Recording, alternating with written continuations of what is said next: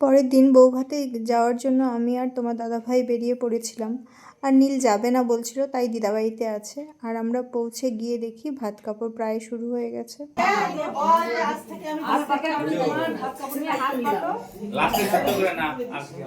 বলো বলো। আজ থেকে আমি তোমার ভাত কাপড়ের দায়িত্ব নিলাম। না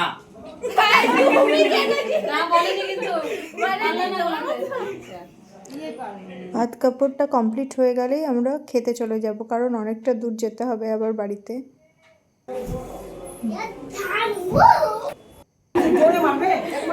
এই মারের পর আদর করে নাও।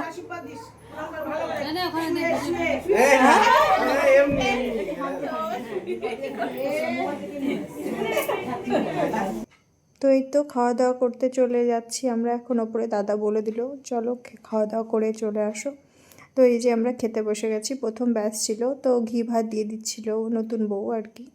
আর নতুন বউ ঘি ভাত দেওয়ার পর খাবারগুলো পড়ে গেছে, আর আমরা খাওয়া দাওয়া করে তাড়াতাড়ি চলে এসেছি, কারণ অঙ্কিতেরও পরীক্ষা ছিল।